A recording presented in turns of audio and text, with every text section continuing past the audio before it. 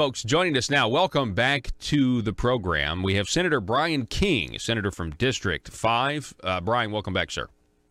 Hey, good to be on, Paul. So let me ask you, first of all, we're going to get into this regional solid waste management issue because that's, I feel like, what we really need to talk about. But I just want to ask you, how's the campaign going so far?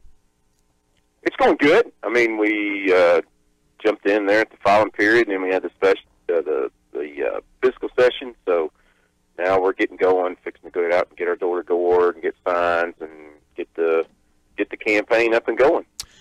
Okay, so regional solid waste management, this is a big deal for your districts. It's kind of reeks of, Pulaski County involved in some of this, North Arkansas. But just treat me like I don't know anything and tell us about this whole controversy with the regional solid waste management issue.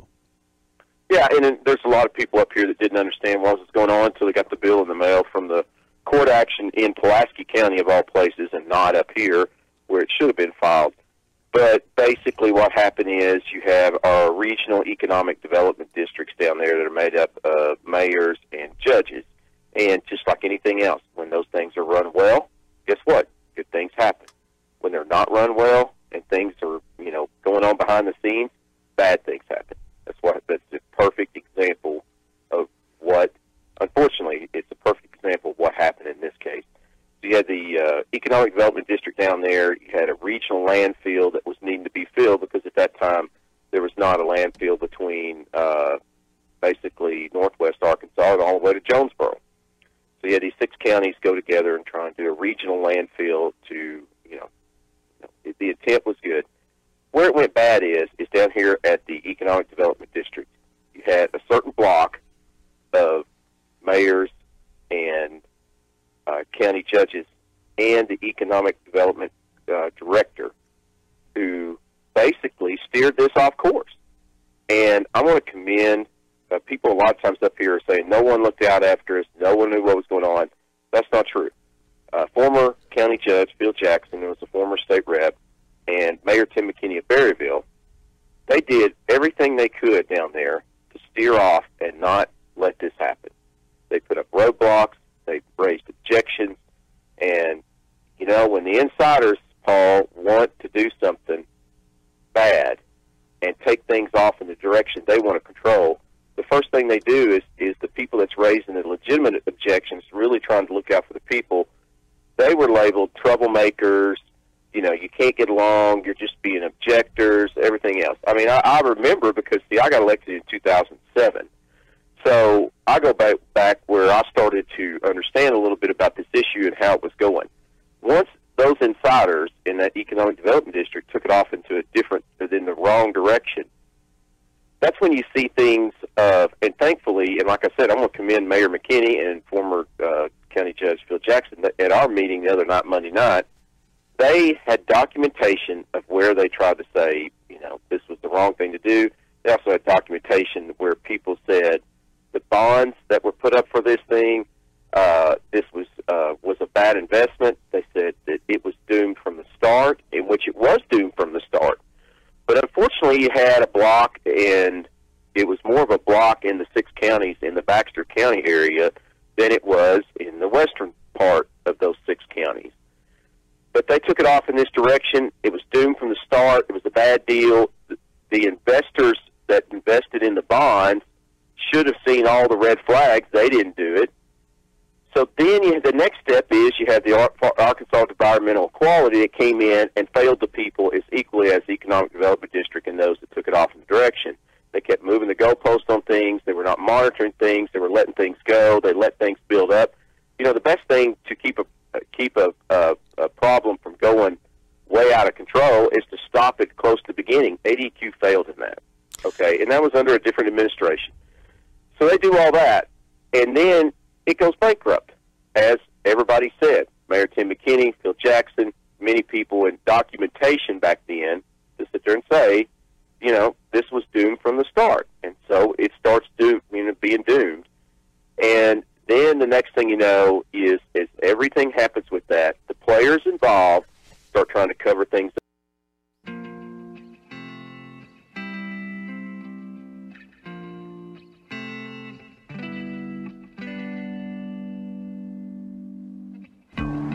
I think it's time we ask ourselves if we still know the freedoms that were intended for us by the Founding Fathers. They seem to be in full-scale retreat from spending cuts and are talking about raising people's taxes again. And I have only one thing to say to the tax increasers. Go ahead, make my day. If we lose freedom here, there's no place to escape to. This is the last stand on earth. Those who would trade our freedom for security have embarked on this downward course. Whether we believe in our capacity for self-government or whether we abandon the American Revolution and confess that a little intellectual elite in a far distant capital can plan our lives for us better than we can plan them ourselves. Conduit News Radio with Paul Harrell is on now. Good morning, ladies and gentlemen. Thanks so much for being with us on this Monday. Thank you for listening. We can't do the program without you listening. Just doing that is participating in the program. And if you want to contribute more than that, you can give us a phone call or a text message, 870-275-9799. We're also broadcasting live at facebook.com/Conduit News. So if you missed part of the show, you can always go there and get the program after it's over and listen throughout the day, not just in the morning, as we set the news narrative for the state of Arkansas. So I hope everyone had a fantastic Easter weekend. Did you have a good one, Joe? Yeah. Yeah, it was good. It was good here too. I mean, aside from the, okay. So obviously, celebrating and worshiping the Lord as a risen Savior was great. But then the time with the family and really doing that collectively was really good for me too. Now, specifically, what did you say under your breath? I didn't spend time with my family. Oh. You say you didn't spend time with your family. Okay, well, anyway, you spent time with your friends, so that's good. But specifically, I wanted to share with you guys, okay, we had, and I've been doing this, I guess, for probably, 5 or 6 years or something. A lot of times, the tradition, especially in the South, if you're going to have a family meal, you're going to have a ham. At least I was always raised on the ham, and I never understood it. I'm not a big fan of ham. I don't know about you. Not a big fan of ham. But you have ham because the veil is torn, right? Because the old law doesn't matter, and so you can now eat pork. And so that's why a lot of people eat ham. A lot of people don't know that. And I was like, yeah, that's great and all, but like, what if we just had lamb instead? It's much fancier. And it's much more delicious. And so a couple of years ago, that's what I started doing. And so a lot of times, if you get a rack of lamb, you could get the chops, but I like to get the whole rack of lamb, right? And the way I decided to do it was because, me and the missus, we had tried, roasting it in the oven a few times, like on a high heat, but it's very difficult to get an even temperature. So instead, what I would always do is I would French cut these racks of lamb, and we would actually use typically, and this is still a really good recipe, by the way, you French cut the rack, and then you put in you do half teriyaki sauce and half soy sauce. Now, that sounds like a lot, and let it marinate for as long as you want. Overnight's best. It sounds like a lot of flavor there, a lot of sodium, a lot of salt, and it is. But lamb can handle that flavor, in my opinion, because lamb is not like a beef or anything. For beef, you just want salt and pepper. That's it, in my opinion. But this is different. And so then you take the French cut, little lamb lollipops is what they are at this point, and you fire up your grill, preferably charcoal. And if you want to go to preferences beyond that, hard lump charcoal, and then you basically are searing them on either side, and you can cook them, well done, medium rare, whatever. I'm a medium rare type of guy. But this year, we did something a little different. Instead of French cutting them, okay, and instead of doing the teriyaki soy sauce, we went ahead and just did maybe a traditional Mediterranean. I'm just letting you guys know. I love to cook, and I also love to eat. We did like a traditional Mediterranean. We went with some olive oil, garlic, salt, pepper, thyme, oregano. Rub that all in. Fresh oregano, fresh thyme, by the way. And so we got this nice, paste going. And so then when we got home from church, we put the lamb in, right? and you on a baking pan, a baking tray, but raised up on those little wire things you have, and you put it in the oven at 250, so a low heat, 250. This is called what the culinary folks now are calling the reverse sear. If you haven't tried it, you have to try this.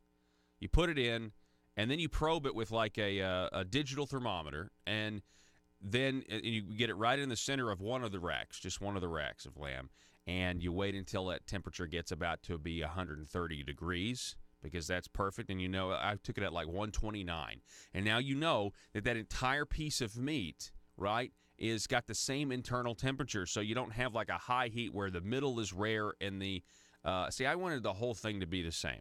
And then after you take it out, okay, it's roasted for about, I don't know, probably 30 to 45 minutes is how long it took to get to that 130-degree temperature.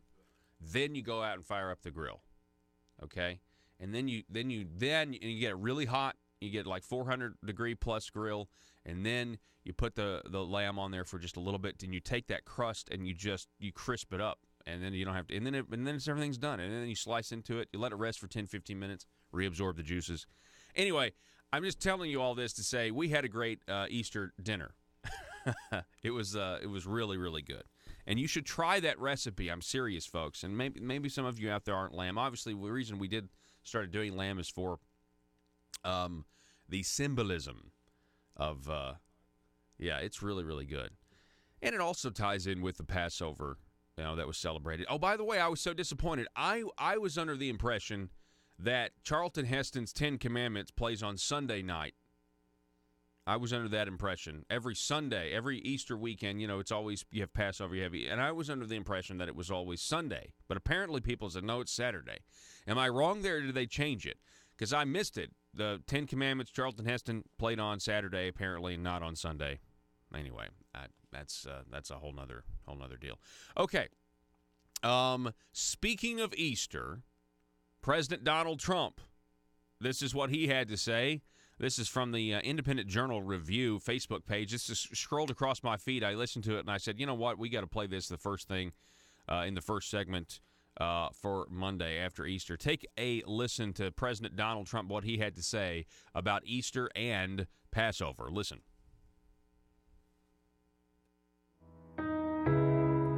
My fellow Americans, at this holy time of the year, families across our nation gather in homes, churches, and synagogues to light candles and to praise God.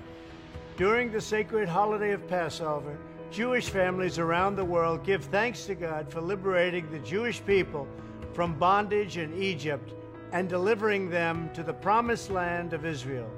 For Christians, we remember the suffering and death of God's only Son and his glorious resurrection on the third day. On Easter Sunday, we proclaim with joy, Christ is risen. Both of these sacred celebrations remind us that God's love redeems the world. Almost 3,000 years ago, the prophet Isaiah wrote, "Darkness covers the earth, but the Lord rises upon you, and his glory appears over you. For the Lord will be your everlasting light." In America, we look to the light of God to guide our steps. We trust in the power of the Almighty for wisdom and strength.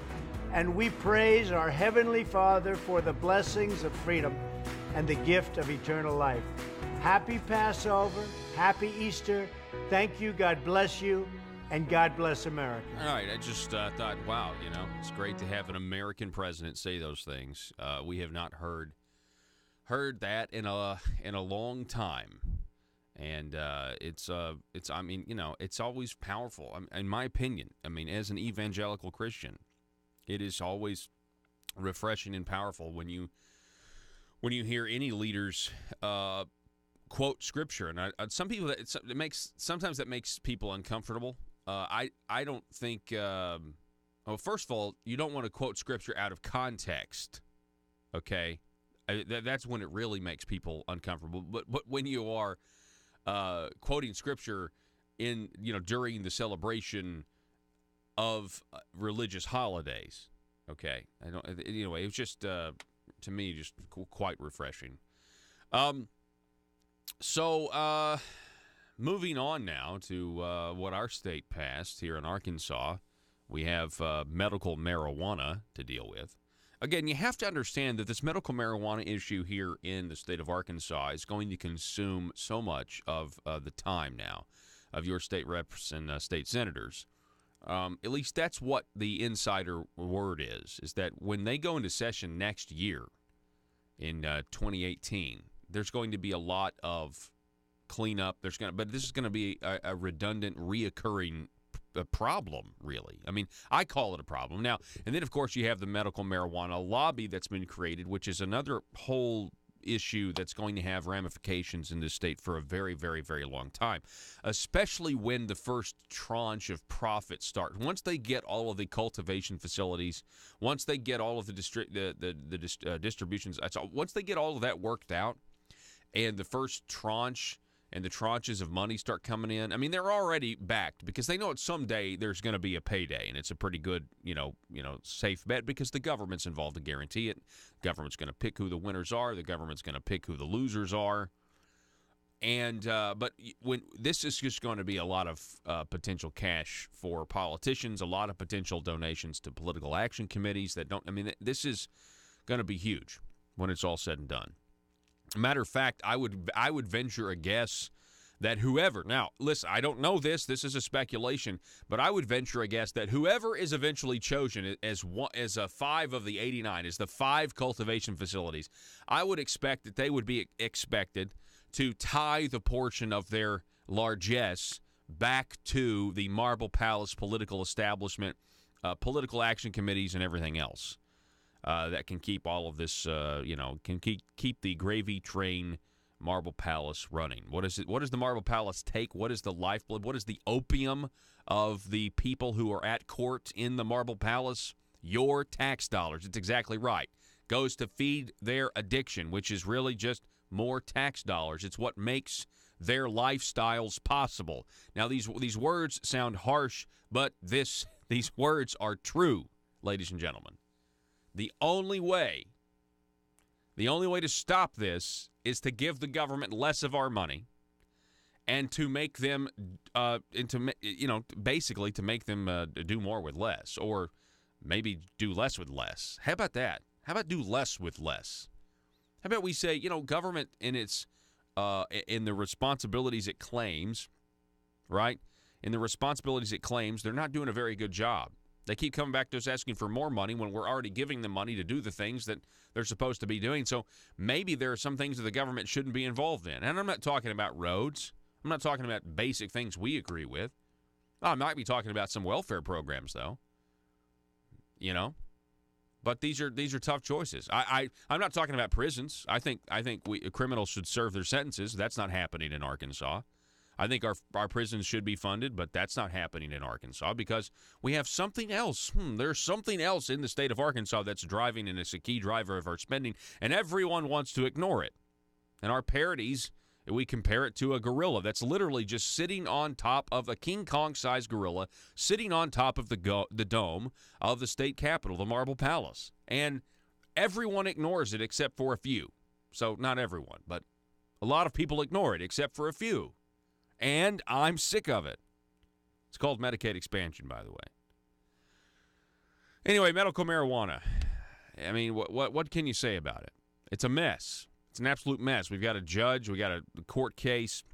I was reading somewhere where I think it was Steve Bronner who was saying on his independent website, he was saying, look, this is to be expected that big money, people with the big money applications, or big money behind their applications, of course they were going to sue if they didn't get it. And that's true. And I would agree with that. I wonder if you would agree with this, though, or all of you would agree with this. This is all expected because I would tell you, and there's this article that I'm looking at here. It's contending otherwise. But if you got 89 applications, and what was the filing fee for that? $15,000, and you get $7,000 back if you get rejected. Is that what it was? Did they lower it? At one point, I want to say that's what it was. But it's a lot of money. You would assume that all the applications would pretty much be the same, right? I mean, this is kind of like filling out paperwork for a grant. You're going to assume that the I's are dotted, the T's are crossed, because, you got to put some skin in the game to even be considered. And so if most of the applications are the same, and I say maybe not all, but most of them, well, how do you decide 5 applicants or 5 winners out of 89 applications? And the only other conclusion I can think of in human nature is, well, who do you know? Who are you friends with? This is Arkansas, after all. I mean, to pretend that that's not the case, to pretend that this state does not have a consistent reputation of corruption is naive. Or a good old boy system. Call it what you want. A good old boy system is like it's like the nice way of saying corruption. It's a good old boy system. That's the nice way of saying corruption. It's like in the South, you can badmouth someone as long as you say bless their heart before or after whatever the insult is. So here we go. This is the article here. Arkansas Medical Marijuana Commission member defends his scoring, calls complaints blatant lies. Doctor denies personal ties played into ranking of cultivation permits. This is by Hunter Field, and he details an interview. Apparently, according to the Gazette, the report is that Dr. Carlos Roman, would it be Roman or Roman? Dr. Carlos Roman is frustrated because he is saying, look, he didn't want to have his reputation besmirched. He didn't want all of the negative attention having. But the Gazette is reporting that he requested the interview here. He's an anesthesiologist and pain management specialist, and it was a voluntary appointment to the commission, the Medical Marijuana Commission, and he was going to oversee, who's going to get he's one of the guys that was scoring these applications. And Hunter Field writes, in court documents, several companies that applied but failed to obtain licenses to grow the drug have accused Roman of having a conflict of interest with Natural State Medicinal's cultivation, the company he scored the highest. Those complaints suggested that personal and professional ties between Roman and Dr. Scott Schlesinger, one of Natural State Medicinal's cultivation's owners, influenced Roman's scoring. And in the article, it says here that Roman does, not dispute that he's friends with Dr. Schlesinger, but that he had applied for a permit when he graded the application. He didn't know. He didn't know that he had applied when he graded his application, right? He wasn't aware that Dr. Schlesinger had applied when he was grading the application. That's what he said. It says Roman sat down Friday for a wide-ranging interview with the Arkansas Democrat-Gazette. He requested the interview because the allegations against him, according to Hunter Field, which he said were slanderous, have affected his patient and business relationship, and he fears that he may soon be used to try and discredit his community service to fight the opiate crisis. Now, here's the interesting part about this article, and we'll move on. Scrolling down here, he says that he's not on the Medical Marijuana Commission to make money for his friends. For the better half of the past 2 decades, Roman, who is the chairman of the State Medical Board Pain Management Review Committee, pushed back against the overprescribing of painkillers. He wants to ensure medical marijuana doesn't follow a similar path and that companies put patients over profits. That's why I'm on this commission, Roman said, not to make money for myself or my friends. And then he says, quote, I don't give a blank who gets the license. Now, this is according to the Gazette. Joe and I were looking at this, and we're like, it's a 4-letter word that begins with a C. Yeah, so and 3 letters are blocked out. So we're assuming that the Gazette edited out the word crap. Okay? I don't give a crap who gets the licenses.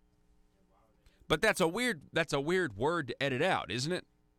I've never seen the word crap edited out of a publication before. But maybe the Gazette has standards that I don't know about. But there are 2 other words that could be that I would have never heard in this context. But anyway, we got to take a break. Don't go anywhere. Back in just a moment.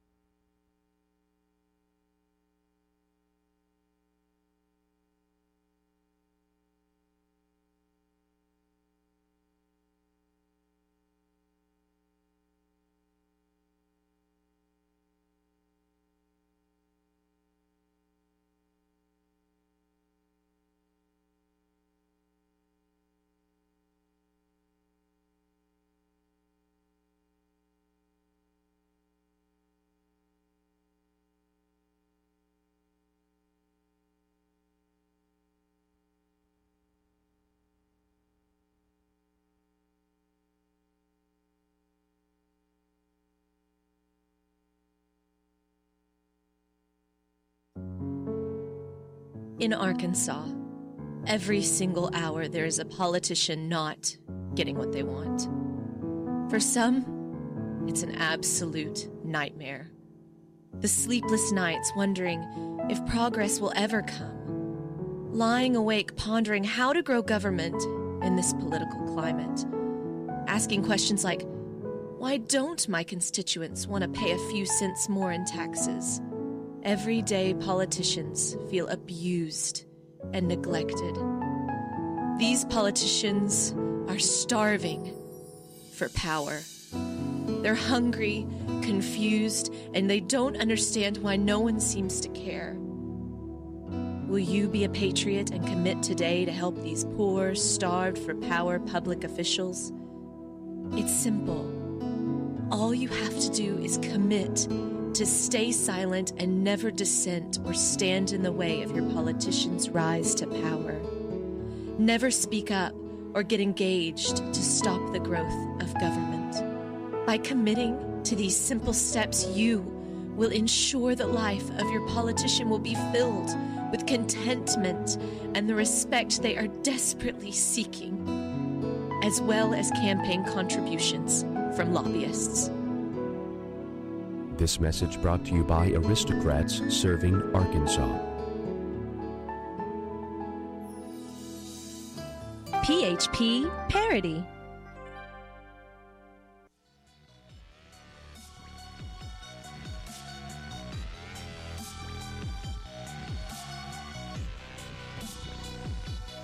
Need your daily news fix? Don't forget to tune in to Conduit News Radio with Paul Harrell. Let me just put it this way: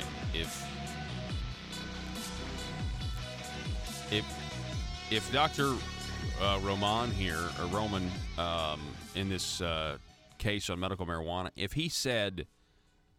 his exact quote was that he's not on the board, quote, or he's on the board, quote, not to make money for myself or my friends, I don't give a crap who gets the licenses. If that's really what he said, if he said the word crap, and the Gazette didn't print crap and instead printed C asterisk asterisk asterisk, I'd be pretty mad. If I gave an interview and I used the word crap and they edited it out but printed it, leaving a lot of, leaving room for speculation if I'd used a different word, I'd be pretty mad right now. I'm just saying. I can understand it if it's another word, but, I mean, if it's I would be furious. I would be so mad. Anyway. Folks, when we come back, let's talk a little bit about there are 9 campuses now, 9 campuses, universities here in the state that have now been made exempt from the enhanced carry law. The question, what's the point of it then? We'll have that next.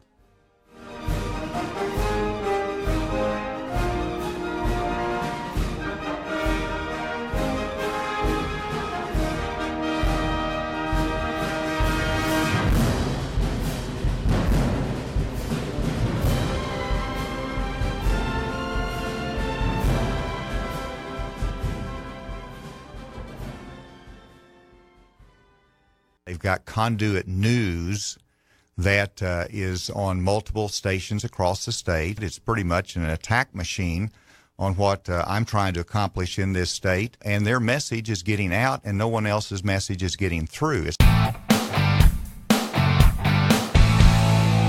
Conduit News Radio with Paul Harrell. To make sure they're protected. Okay. So then you go on to the 2014 legislation, and, my opponent keeps saying, oh, you don't vote, you don't vote. Well, he just tells one side of the story, as he always does, as in, with these appropriation bills, they're running through thousands of appropriation bills that are rubber-stamped. No one reads it. I'm like, did you read the bill? No, I didn't. Did you vote for it? Yes. I mean, why did you vote for something that you didn't even know what was in it? This is a perfect example of how legislation was run, and it was run by Senator Johnny Key in the Special Language Committee. And for your listeners, Special Language Committee really should be named the Special Deception Committee, because that's exactly what it is. It's the same mechanism and committee that Nick Wilson used back years ago. It's the same committee that other legislators will use for language to try and sneak stuff through. And then once the bill comes out, this special language that was put in there deceptively, it becomes part of the big bill of ADQ in the operating. So it forces the legislator to say, I don't like this part of the bill, but if I shut down this bill, then, and that's just why they put it in there. The directors and everything and the insiders to cover their own tracks, they sit there and deceptively put it in, and they turn around and say, well, if you don't vote for this bill, you're going to shut down and throw people out of jobs, you're going to do this, everything else, and they force people into voting for it. And then you have the other legislators that sit there and don't read the bills. They just simply don't read the bills. And so whenever that legislation was put in there, and I think I sent it to you, it mentions in there ADQ basically, through a court case, filed in Pulaski County up here, absolved themselves from the responsibility that they failed in. And unfortunately, because of that, and you see the language in there that's mentioned that that the bondholders need to be basically taken care of. Well, my question is, what is the bondholders in the meeting we had the other day, new ADQ people, that said, what has the bondholders got to do with the maintenance and operations and personal services of ADQ? It didn't. They didn't have an answer for it. I mean, it was just talk. That's it.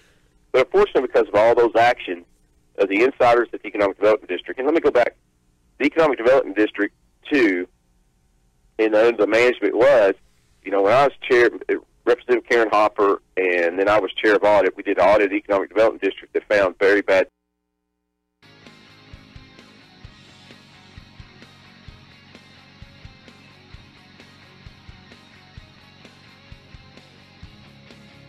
The intersection of conservative ideas and reality. Conduit News Radio with Paul Harrell.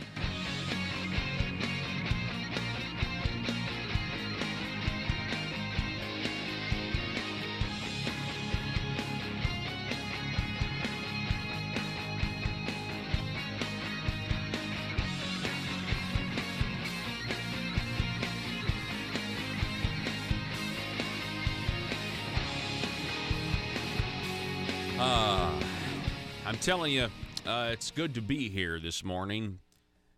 Good morning to everybody out there. Anybody ever have those nights where you just can't get to sleep? That was me last night, to the point where I couldn't wait to start the day today. I really couldn't. I was like, 4 a.m. couldn't get here fast enough. I was like, because I was just tired of trying to sleep. I was exhausted from trying to sleep. Like, let's just get this day on the road. I'm ready to go do something instead of just sitting here. Good grief. Just to give you an idea of how cynical some of the people in this audience are, which is I love you guys. Healthy skepticism of American government is what is the most American thing. It's the most American thing you can think. Right? And Gene on Facebook, we were just talking about medical marijuana licenses, and so Gene on our Facebook feed over at facebook.com/Conduit News, he writes, here are the people who should get the marijuana licenses: Doyle Webb, his wife, his sister, Jim Hendren, and Jake Files. The cynicism it's so bad, man. It's so funny. It's hilarious. I know. There are other people you can name to that list, but I'm just saying, like, people. I mean, that is a burn. That is a burn. I mean, I think more people are realizing. They're just saying, hey, look, it is a fact. It does seem like the Republican Party of Arkansas is, trying to protect the establishment. And when you look at the appointments, this is an article here just to let you know where something like that comes from. That's just not some sort of statement that has no basis in skepticism or fact.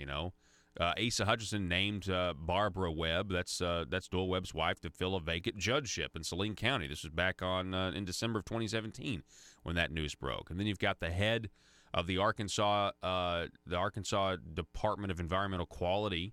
That is that's Barbara Webb's sister, right? And so, anyway, I mean, it's just people are understanding that. Matter of fact, we covered a little bit of that back where that, the C&H hog farm stuff, where we went over all of those documents. And the thing about that C&H hog farm that doesn't really get enough traction is that if you actually look at the people who were so opposed to somebody, raising hogs in Arkansas, imagine that, right? They're tied to the Sierra Group. They're tied to George-funded organizations. George Soros-funded organizations. I mean, these people are environmental, wackos, really. That's what they are. It's where it's coming from. It's like, so who are we listening to, And I know they did something with that in the special session, but anyway. 870-275-9799. That is the telephone number. If you would like to call us or text us, that's 870-275-9799. Let's see here. All right. I wanted to talk a little bit about this because this is interesting to me. I was down at the Capitol, and I've said this many times last year when they were trying to pass Charlie Collins' campus carry bill, and it eventually became an enhanced carry bill, which is what we've talked about many times on the program, and I'm, generally not a fan of it just because it's more red tape, and I think it was a poorly considered and crafted policy, and you know that because the Arkansas State Police, it's a fact that the Arkansas State Police are ignoring portions of the law because it would actually run a lot of instructors off, and that's because when they crafted this thing, they were making political considerations. And they were trying not to make the governor look bad. And that is the truth. People were bending over trying to get a quote, Second Amendment bill the governor could support. And, the only one he could support was one that, where you sell the rights back to the people if you trust them enough. And who gets to make the decision of what that trust is? Well, that was Asa, And that's what happened. What was a simple bill that was just going to allow people in the existing red tape, okay?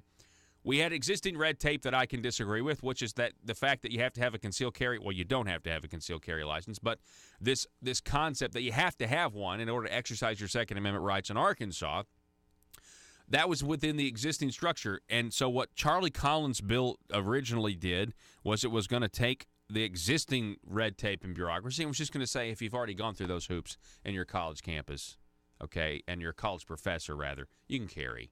And it's very simple. It's not a big deal, but it was a big deal, right? It was a big deal. At the Marble Palace, it was a big deal because it's like, oh, we can't trust college, but we can't have that. We can't have that. And it's like these guys, they would rather, in all seriousness, they just would. They can't take the political heat, and I think the reason they don't have the spine to take the political heat is because they really can't. Like, can you imagine if we had a Virginia Tech-style shooting on one of our Arkansas campuses, right? And I know. I mean, I interviewed Charlie many times, and he was saying, just the simple fact that we're doing this, it's going to make headlines, and so if somebody decides to Google, like that Pulse nightclub shooter did down in Miami, which we now know he went and Googled different places, and originally it was a Disney location, and he saw people with guns there, and he said, I'm not going here. And then eventually, you know what I'm saying? Like, these people research soft targets. These crazy, evil people research where are the soft targets, and that's where they go to live out their sick fantasies. And you got to send bullets back in the other direction. It was a simple concept. And then because of politics, the political considerations that were made, it ended up being a bad policy because they didn't actually think it through. Now, listen, I know I'm being the critical one. I got that, but I'm just telling you, this bill was not a good bill.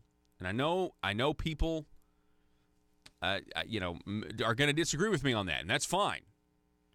But when I see this headline and I know what happened, I get kind of upset about it. When I see this headline in the Associated Press that the state police now okay gun law exemptions at 9 campuses, I think, the only reason you guys got the NRA to support a political bill, which was bad policy, was because people were going to get to carry, if they went through this extra red tape, they were going to get to protect themselves at sporting events like football stadiums. And now, I mean, and as soon as that bill passed, because you had calls from the NCAA or the SEC, you ran a bill, and I know a lot of these guys didn't support the correction to it, but that's what happened, and it was just it was legislative sleight of hand. Can we agree there? I mean, can we agree? Can we agree? Even those of you out there that would still support this bill, when I say those of you, I'm talking to the politicians who are listening, that this whole thing was legislative sleight of hand. And it was all planned out. They had the NRA standing up there giving accolades to Governor Hutchinson on a bill that was more red tape, but the NRA supported it because, and I remember they told me this, they supported it because of the football stadium provision. That's why they supported it.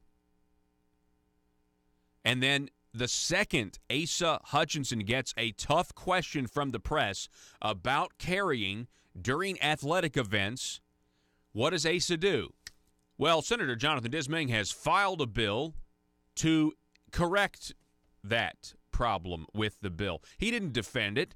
He didn't say anything like, well, if they go through the training. No. He says we're going to give UAMS and hospitals the opportunity to opt out, which the NRA then opposed that. Now, it was weird. On one day, they're opposing the bill, they're supporting the bill, and they immediately have to try to oppose Dismang's bill that's going to gut the very bill they're up there supporting and giving Asa Hutchinson the political credit.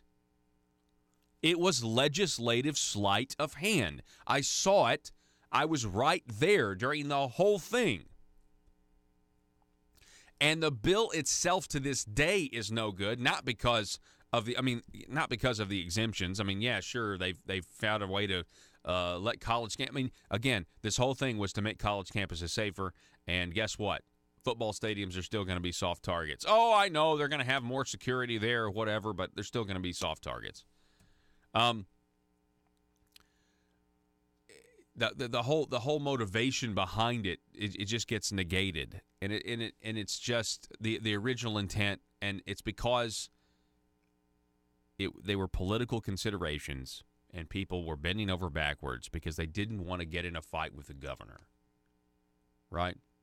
Now, I want the politicians out there who are listening to just hear one more thing, because you can fight the governor and you can win. If it's a conservative plank that is non-negotiable, okay? And I'll give you an example. American law in American courts. It was a bill that was run by State Representative Brant Smith, and it's now the law. Asa Hutchinson did not support it. This was a bill that would essentially attempt to be left of bang and to try to prevent these activist judges from using Sharia law or other international laws in an American court or an Arkansas court. It's a bill that's been passed in a lot of other states across this country, and it's now law here in Arkansas. And Asa didn't support it because he didn't think it was necessary. Okay? Didn't want to be left of bang, wanted to wait for something to happen and then be reactionary. And State Representative Brant Smith didn't pull the bill, continued to run it, explained it, had Colonel Paul Deckert from the Center for Security Policy come down and testify for it. And by the way, for you pro-Second Amendment legislators, or the ones who claim to be, there are plenty of people who will come down and testify on your bill and tell it why it's necessary. This is the Second Amendment we're talking about here. It's a very popular conservative issue. And guess what? The governor did not sign the anti-Sharia law bill, but he didn't veto it either, and it became law without a signature. My point is, you may rock the cart a little bit, but if you really believe that college professors should have the right to carry if they have a concealed carry, then you stick to your guns. You do not allow, because you know as well as I do that if the people en masse found out that Asa was conservatives found out that the backroom dealing that was being made for political considerations, that the people would have a problem with it. Based on the principle of you're pro-Second Amendment. Are you pro-Second Amendment or are you not pro-Second Amendment? And again, hearkening back to what I was talking about last week, the biggest problem right now in the conservative movement, well, let me say, in the Republican Party, is that conservatives and the leadership define words and phrases differently. Creating more red tape in a brand new licensing program is not standing up and enhancing Second Amendment rights, in my opinion. That's not what it is. Now, if you'd have taken the existing red tape, which was what Charlie Collins' original bill was, that I thought was good because it was going to make people safer because an armed society is a polite society. It was going to allow, without having to go through an enhanced process, it was going to allow simply the people that already had a concealed carry license to carry if you're a college professor. That's it. And come on, oh, it's going to be the Wild West. Let me tell you something. Most of these college professors are not going to carry. They're just not. Some of them would. And the ones that would are probably the ones you want because they're... Anyway, the whole thing was legislative sleight of hand. That's a phrase that we've got to hammer home. We've got to explain to people what it is. It is just just like a magic trick. These people they're manipulating you. They're manipulating the message. They want the perception of conservatism, but the reality is that if worst case scenario, it's the opposite. We're dealing with more government and bigger government and liberalism. But I really think those of you who know that I'm right. You know that I'm right in what the process was. And maybe you say, well, Paul, that's just the only way to get something done in Little Rock. No, it's not. No, it's not. You guys are the legislature. You guys are so much more powerful on paper than the executive branch in this state. Now, the Senate's a different story now. The Senate is now a state agency. I feel sorry for the House. I really feel sorry for you guys in the House of Representatives. The Arkansas Senate is now a state agency because we have family ties. You've got the president of the Senate, Jim Henry, and the nephew of the governor, and so I feel sorry for, but the reason I say I feel sorry for the House is because it's just going to be really hard for you guys to get anything done because the lines. I believe in separation of powers, and for anybody for anyone to claim that the separation of powers is a stark contrast between the Arkansas Senate and the governor's office, you're crazy. Okay, sorry, maybe not crazy, but you're a little naive. Okay, you're naive. It's certainly more blurry than it was. We are at the very least we're drifting towards just more. Why even meet down there? Just a formality. Let's just give dictatorial powers to certain people and just be done with it. We'd probably save money. But then again, we'd lose more of our freedoms. So we still got to keep trying. We still got to keep fighting. But that's why I say I feel sorry for the House in many regards, because it's just going to get harder and harder. But my point is, it can be done, and it was done. You put those legislators on record. Those legislators were on record. And that's why they voted for the American Law and American Courts Bill, because if the people found out that they were going to veto it, or if the people found out that it wasn't going to pass, it was just the Bill of Rights. It was just a piece of legislation that was affirming the Bill of Rights and saying we're not going to use some foreign law when we're going to adjudicate things. It's like, Paul, that hasn't happened in Arkansas. It has happened in other places. And again, Colonel Paul Decker, do you want to be left of bang? You want to be prepared for the event? or do you want to be right of bang and you want to try to do something after the problem exists? And that's what you hear. And what the governor said in that Talk Business and Politics article a couple of weeks ago when he was responding to the criticism from Jan Morgan. By the way, Jan Morgan's going to be on the program coming up at 7:33 today. He said, "Well, this was a bill in search of let's see, what was it? A solution in search of a problem? Yeah, solution in search of a problem." Colonel Paul Decker came on this program and said those are ACLU talking points. If you go to other states, that's what the ACLU says when trying to stop that American Law and American Courts bill. We got to take a break. You're listening to Conduit News Radio. Go to conduitnews.com or facebook.com/Conduit News. Thank you for listening. Back in just a moment. Buy, sell, and trade at Triple R Pawn in Ash Flat. Firearms, computers, sporting goods, musical instruments, tools, jewelry, and everything else you can think of. It's all at Triple R Pawn at the Light in Ash Flat. Gun enthusiasts, log on now to triplrpawn.com and browse their amazing inventory. That's triplrpawn.com. You can also call them at 870-994-PAWN. That's 870-994-7296. Let the great team at Triple R Pawn help you find what you're looking for. That's Triple R Pawn at the Light in Ash Flat, triplrpawn.com, or call 870-994-PAWN. If you're like me, you believe that small business is the heart of Arkansas's economic engine, and it should be viewed that way by the politicians in Little Rock. Conduit for Commerce also believes, like you and I believe, policies that achieve less regulation and lower taxation help small business in Arkansas thrive. Other policies like small, constitutionally consistent government and reducing citizen dependency on government keeps it from growing and expanding its influence on our daily lives. Conduit for Commerce works every day to educate the general public and legislators on these important priorities in the name of Arkansas small business. By the way, contributions to Conduit for Commerce are tax deductible. Log on now to conduitforcommerce.org and click on Contact Us on the right side of the page. That's conduitforcommerce.org. Go there now and learn the facts on protecting small business in Arkansas.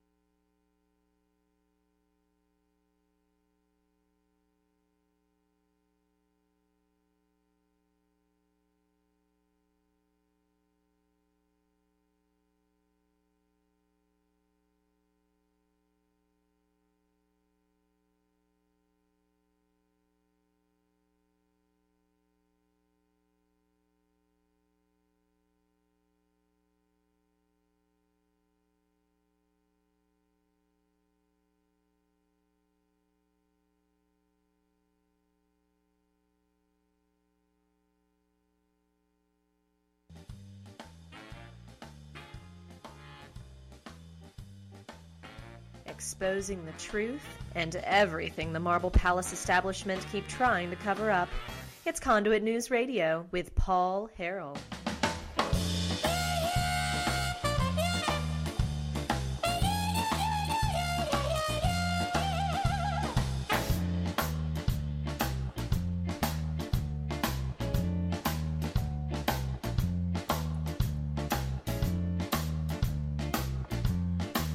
Some of your text messages. Here's one here. We have Robert texting the program. Again, 870-275-9799. Robert is in Pope County. He writes, Paul, liberals have to get money from anywhere they can. It takes a lot of money to fund their resistance to the truth movement. This is true. I mean, if you look at it in that context, I mean, conservatism has everything. We have everything working against us except for, I mean, you know, in terms of, okay, you have government itself, all right? You have government itself that is seductive. We know the Democrats love the government, okay? And the government's a necessary evil. We do need some government. But we have government that in and of itself is seductive to humans, you know, human beings, our condition. And it's seductive to Republicans specifically because they run on, most of them run on campaigns of limiting government, and they get down there and there's a lot of them are seduced, and they can't stand up to the pressure, and that's their own fault. And we really don't know. Many of us might do the same thing, you know. It takes a lot of wisdom to conduct yourself down there. I've seen very few people down there that are able to do it, but you have to be very strong, and you have to not want to do anything to sit at the cool kids table. We got a lot of people who are still trapped in this high school mentality, and they really, I won't say anymore, but they just, the cool kids. We got that working against us. Then we got the people who feed off of it, right? We have the people who feed off of the government being big. And many of this are your big businesses that get selected as winners. They get selected to be subsidies of the taxpayer and guarantee funded taxpayer revenue stream to their business. Well, who do you think they're going to give money? They're going to fund PACs. They're going to tithe a portion of that money back to PACs that are going to stop limited government candidates or stop or try to seduce more Republicans. Then, of course, you have, in many cases, the state chamber, specifically the state chamber. When you have the head of the state chamber on record, Randy Zook, saying that teachers shouldn't be helping their kids with their, parents shouldn't be helping their kids with their homework. That's the teacher's job. When we were talking about the dangers of Common Core, good grief. Well, what does that have to do with the chamber? Why would he even think that? Well, we are fighting much larger fish than we would like to admit here in the little old Arkansas. We really, really are. That's a good point. It really is. What else do we have? I have looking at some more text messages on Facebook. And, listen to this. On American law and American courts, State Representative Brant Smith writes on Facebook that Colonel Paul Deckard is the sharpest man I know when it comes to being left of bang on the American law and American courts issue. As the lead sponsor of this legislation, I bumped up against practically every form/group of opposition out there. 5 weeks of intimidation placed me on the front line of personal attacks. It was amazing to experience the anger of the uninformed. Again, you can fight the establishment, or you can just let the chips fall where they may. If it's a popular conservative issue, people down there fear only one thing. People who are a part of the establishment and a part of the Marble Palace, they fear only one thing, really, and that's losing power, losing status, losing credibility. You know how that happens? If people find out that they voted against the wishes of the people on a big issue, especially a big issue. And State Representative Brant Smith, I'm still going to run the bill. I'm still going to explain the bill. I have an expert here as well that you're not going to be able to argue with. Guess what? No one could argue with it. His argument was sound. The state house and committee in the House, they were forced to vote for it. Same for the state Senate. They were forced to vote for it. And guess what? The governor didn't veto it, even though he did not support it. So you can stick to your principles and win. And they should have done that with the enhanced carry law. Well, it shouldn't have even been an enhanced carry law. We've got one more hour coming your way next. Going to talk preferred family health care. The news and talk of Northeast Arkansas. This is News Talk, 101.3 FM and 12:30 AM KBTM, Jonesboro, an EAB radio station. Things, and some of it involved the GIF stuff.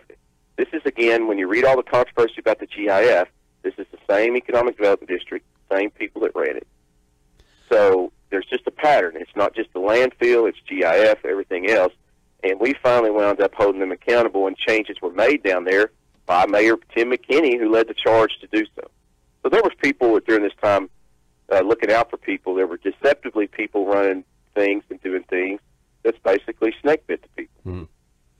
Okay, so all of this over trying to figure out a way to take out our trash and dispose of our trash properly. I mean, that's the I know that may be oversimplistic, but it's like should be a very simple thing. And so you have these counties, they get together, they want to do a landfill, so they do bonds. And so a lot of times, we were talking about this the other day, that the people, when you gamble bad, it a lot of times can come back on the people. Now, somebody told me with this whole deal that part of this whole issue, the reason why people are now paying more money and they're getting these bills in the mail, is because, is this what you mean when they did the legislative fix, that they somehow protected the investors, and the investors now have to be paid back? Yeah, that's what the judge ruled down there, basically. And once again, these guys, they do the lawsuit, they file it in Little Rock. Okay, why not have a judge back here in the district where it's actually affected? Okay, once again, they set up a system where the outcome comes out the way they want it. Okay, same way in the Economic Development District, when the insiders down there went around and railroaded the good people that was looking out at people like Mayor Tim McKinney and Phil Jackson. The next step was ADQ messed everything up, so they figure out a way to set the system up with the legislation. And basically, in the legislation, it just sets up a fund, and they need to clean it up. Well, they do need to clean it up. But the issue is, Paul, where they set this up is, that should have been a separate issue. That should have not been in an appropriation bill. And whenever you run the legislation like you do, I've got another call on the other line, as you can tell, but that when you run that separate legislation and you do it in a secret way, had they ran it as a separate bill like they should have and not voted and put it in there, as Senator Key did, it would have been a separate issue. It would have been public. The mayor up here that I mentioned that was so involved in this issue, that did so much, was never notified about this. And once again, the legislators don't read the bills down there. They just rubber stamp everything. And then whenever you sit there and say, I'm not going to vote on it, they go, oh, my gosh, you don't show it. Well, you know what? Read the bills and know what you're doing, because that bill has adversely affected the people in my district. Mm-hmm. So, I mean, it just seems like a complete mess. So is there a remedy? I mean, I know people are outraged that they're now paying more money because we had people. I mean, essentially, this was you say there are people that said the investment was bad, the investment was not sound. That turns out to be true. Now your constituents they're getting bills in the mail, having to pay more money. Is there a remedy to this, or is there no way? It's just what Pulaski County says goes. Well, that's the question. I think that there's some attorneys out there that are looking at filing a counter lawsuit. But once again, they have to play by the rules set up by the legislature that basically looks out after the big money interest down there. So that's going to be tough. But there are some things out there, I think, that could possibly be done. You know, I mean, could they just be for show and trying to make a protest? It's very well possible. Could it be that there's actually something in there that we could do? I think that's probably in the discovery phase right now. Mm-hmm. But the other thing is, ADQ doesn't need to stick the taxpayers up here for their failure. I mean, that's the number one thing. I mean, the millions of dollars that have to be done for the cleanup and everything like that is the responsibility. Who didn't watch the cleanup? Yeah. Who didn't take care of things? ADQ. Once again, they absolve themselves of responsibility. Senator Key, again, absolves himself of responsibility. He was elected and involved during that time, as I was. You know, I could tell you I was not on the side. I was on the side of Mayor Tim McKinney and Phil Jackson, who wound up being correct. You know, most of these people that controlled that decision were from Baxter County. Yeah. Senator Key's from Baxter County. So I think Senator Key needs to answer a bunch of questions about his involvement, because number one is Senator Key should have had the common decency and respect to not try and put this in special language, the Special Deceptive Committee. He should have put this in a separate standalone bill and ran it out here. But if he had it,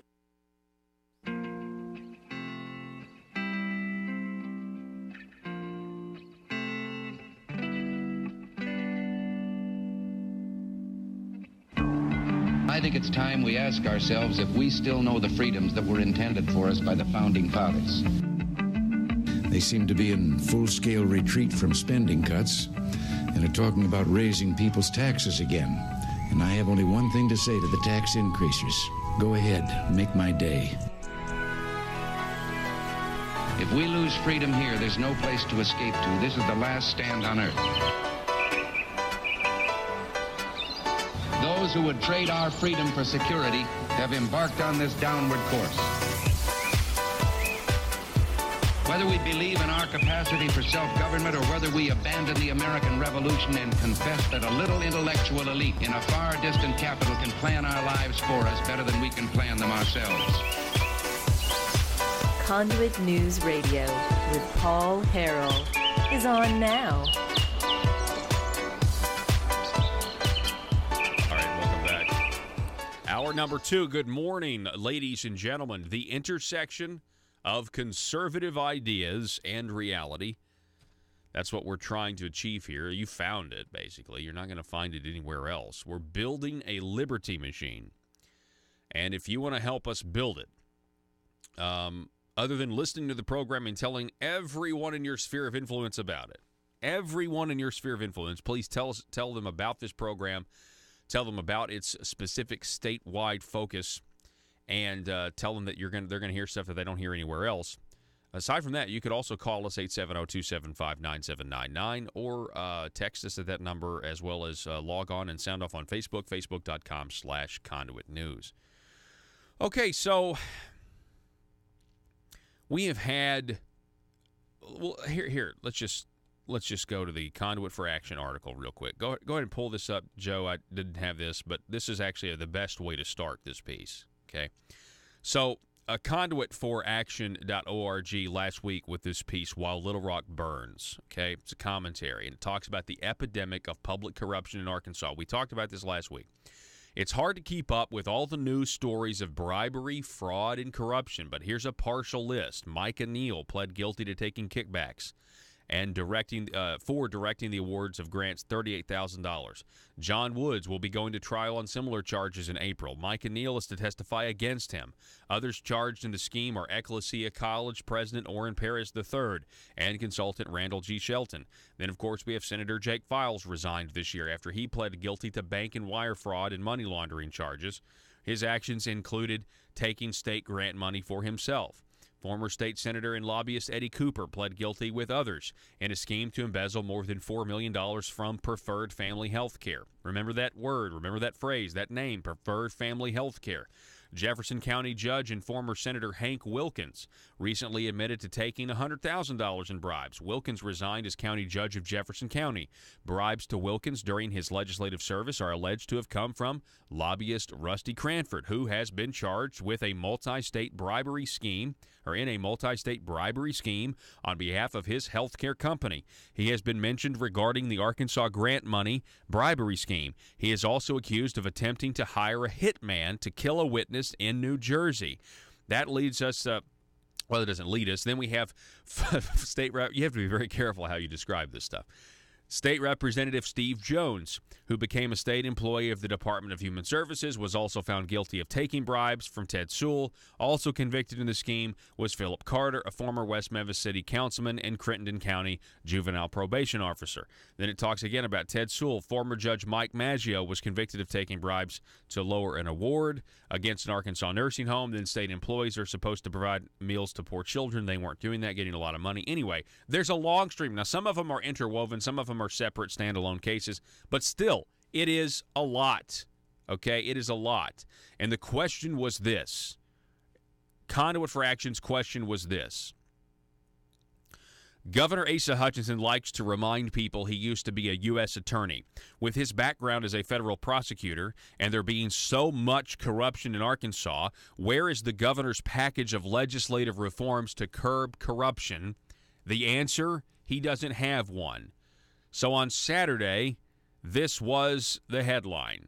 Lobbying case puts firm high on Arkansas's radar. We have article. We have reaction. Potentially. Doug Thompson.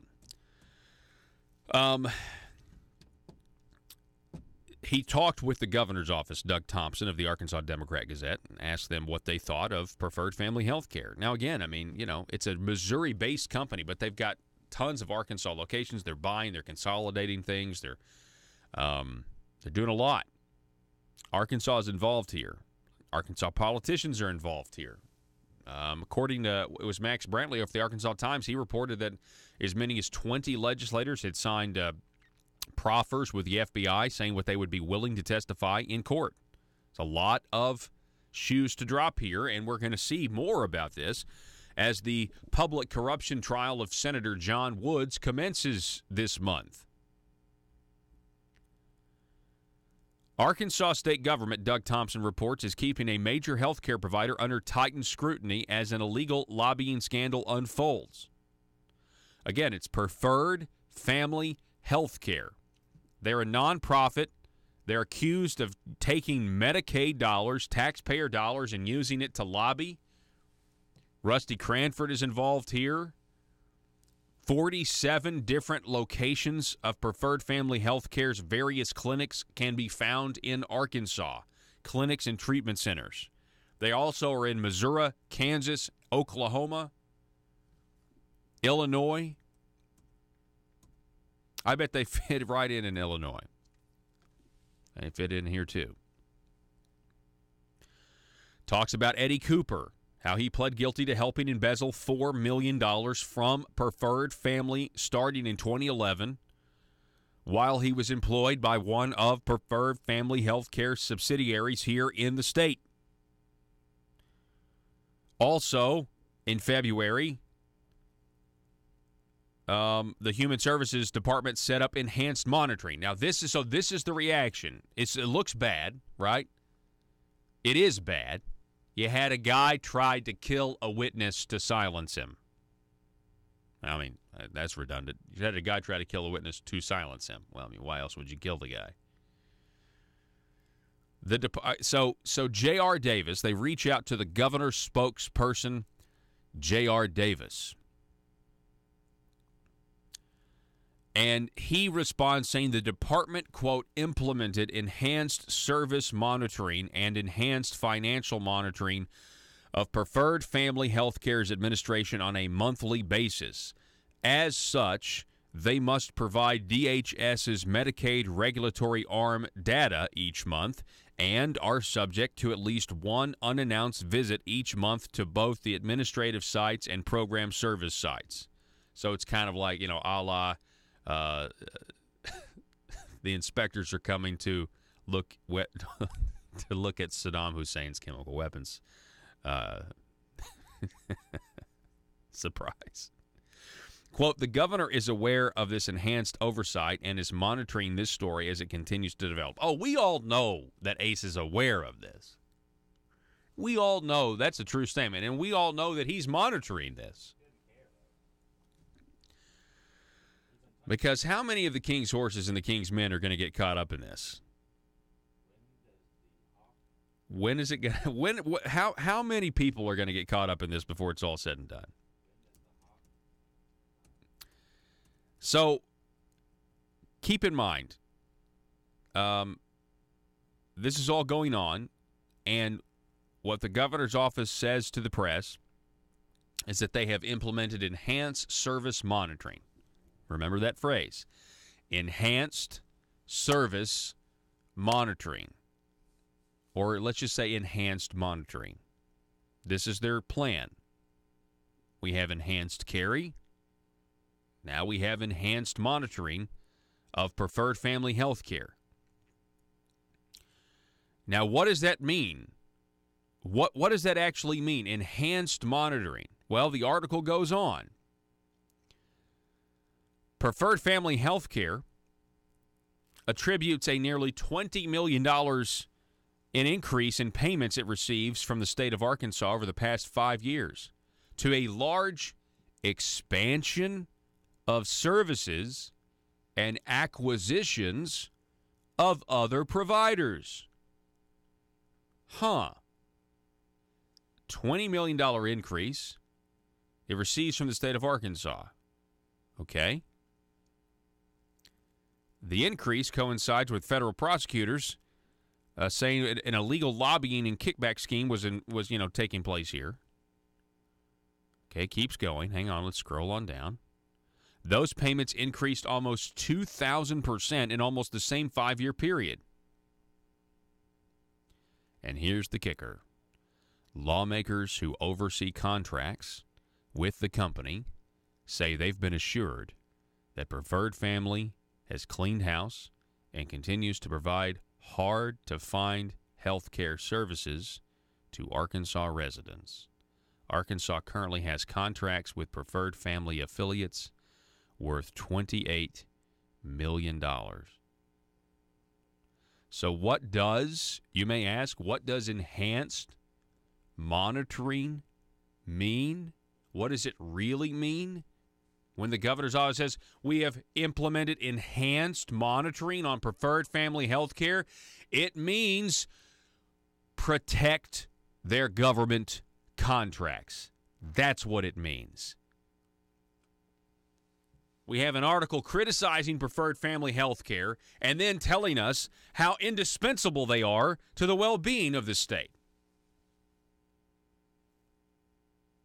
And that's the way it always is. Doesn't matter how many times these guys are wrong. Doesn't matter what happens. It's like, no, we can't change anything. Nothing needs to change.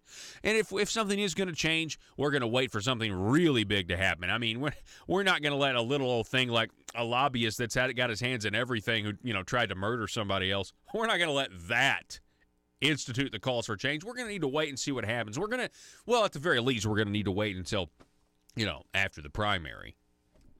We certainly don't want to do anything before that. I mean, if you read this article, folks, and you know how to read between the lines, that's exactly what they're saying. What does enhanced monitoring mean? You have preferred family health care. They're being investigated. I mean, the founders of the company, the top executives of the company, when they say, well, they cleaned house, well, the people at the top were the ones involved in all of this stuff. That's why they were removed. Let's see. Payments rise. The nonprofits increased payments accompanied a large expansion of services, according to both Preferred Family and the State Human Services Department, which oversaw more than 99% of the spending, state records show. For instance, Preferred Family acquired a Decision Point, a substance abuse treatment nonprofit, in 2011. Both Decision Point and Health Resources were struggling financially when Preferred Family took them over. How much of the growth in Medicaid receipts can be attributed to Preferred Family's acquisition is not something the department has been able to calculate. Of course not. 2 of those former lobbyists have entered guilty pleas. A third awaits trial. The 2 pleading guilty are Cooper and Donald D.A. Jones of New Jersey. The one awaiting trial in Springfield is Milton Russell Rusty Cranford of Bentonville, who employed Cooper as a lobbyist. The U.S. Attorney's Office for the Western District of Missouri filed charges against all 3. It's an embezzlement charge.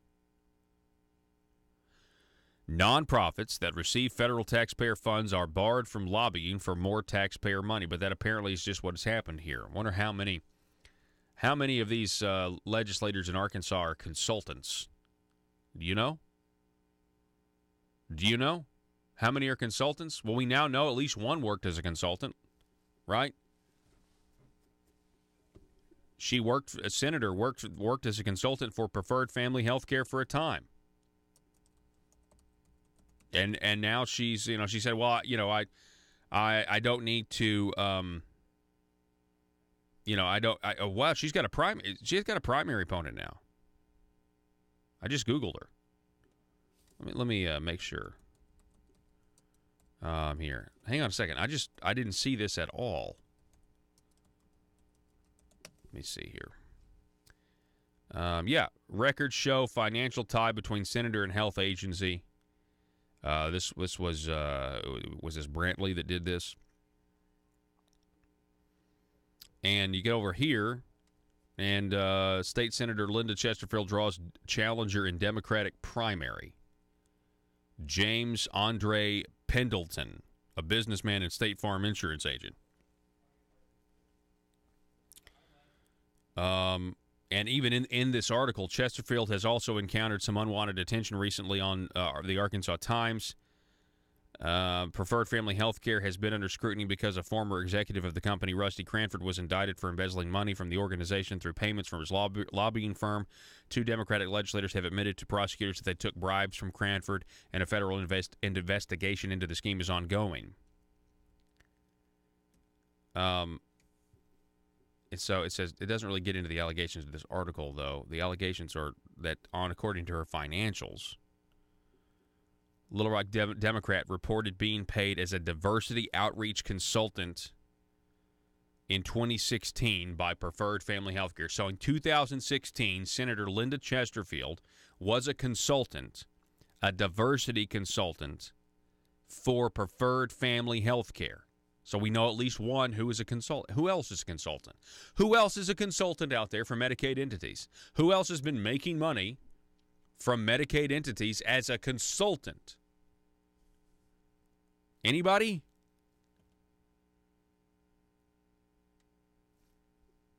We're going to take a break, but this is don't worry.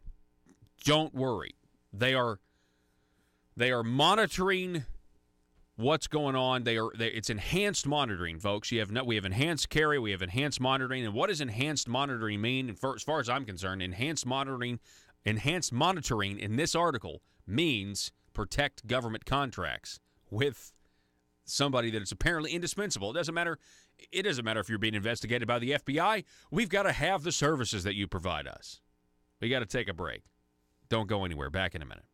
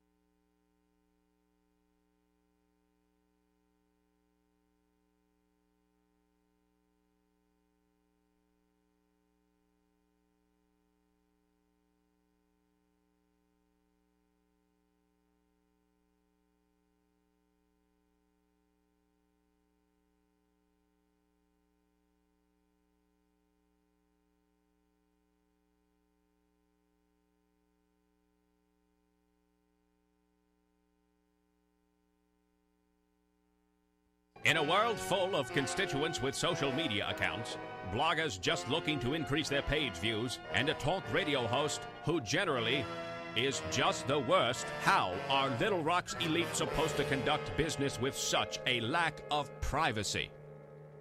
Introducing the 1835 Club, older and more refined than other clubs that claim discretion. The 1835 Club is for seasoned political veterans that want to conduct the highest form of aristocratic business with the public's money. Are you a schemer?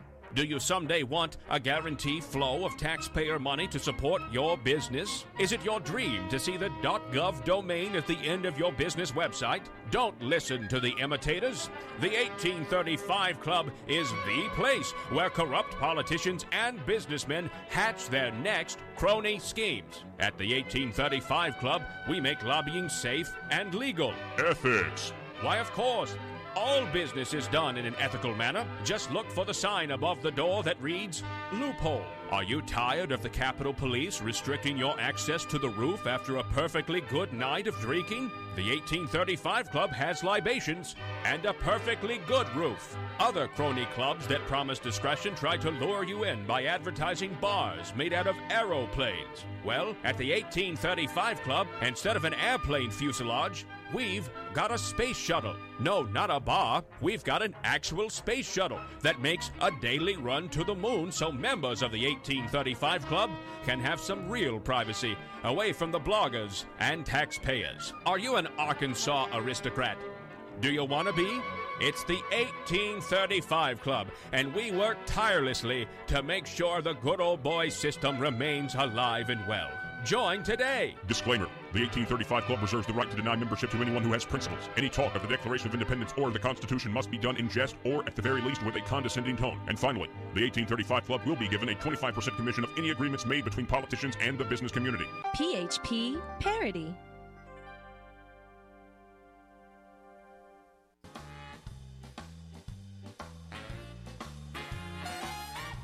Determined to drain the swamp in Little Rock, it's Conduit News Radio with Paul Harrell.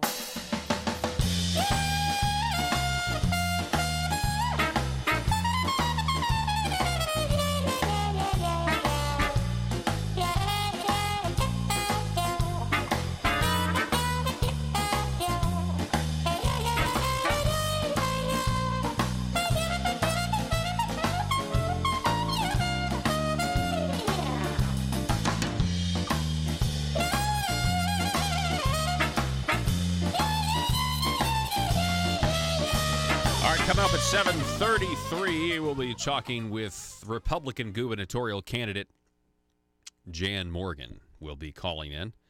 I mean, the show we haven't had her on in a little while. It's been a while, but excited to talk to her. I want to talk to her about a couple of things. The fact that the governor, what we're hearing, I mean, now just is not going to have a debate with the Morgan campaign. That's in the news. We talk about that. Also, the governor's spokesperson went on radio last week, J.R. Davis, and said the reason they won't have a debate. I mean, they've kind of changed their story multiple times, but the reason they're not going to have a debate is because Jan Morgan is lying about Asa's record. Have you heard about this, Joe? This is now their new thing, which is it's actually now a repeating strategy. And when they are up against it in a primary, when the establishment is, they just are going to start accusing the other side of lying. And it's like, what do you mean?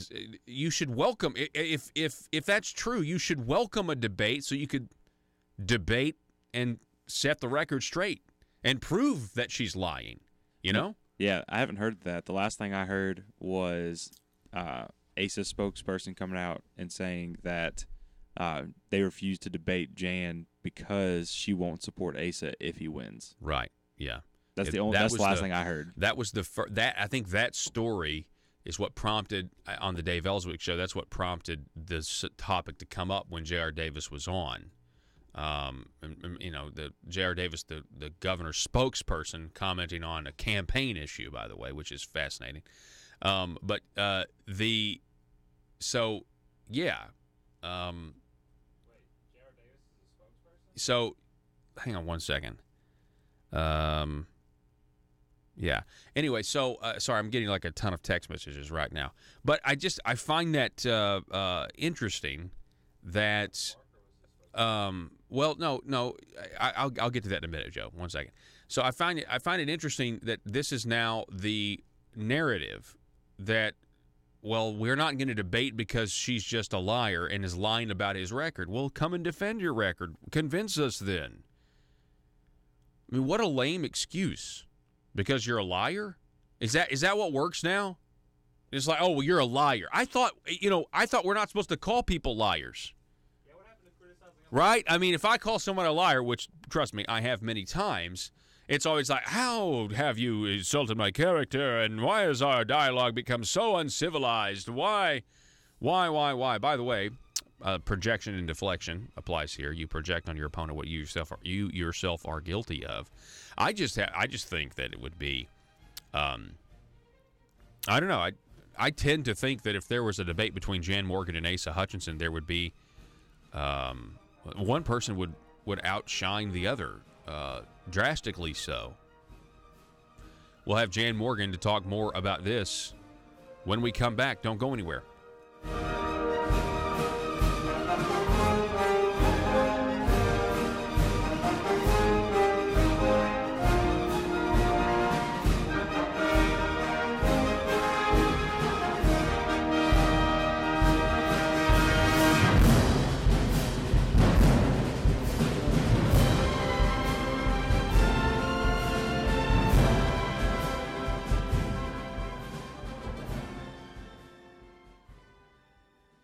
They've got Conduit News that is on multiple stations across the state. It's pretty much an attack machine on what I'm trying to accomplish in this state, and their message is getting out, and no one else's message is getting through. It's Conduit News Radio with Paul Harrell.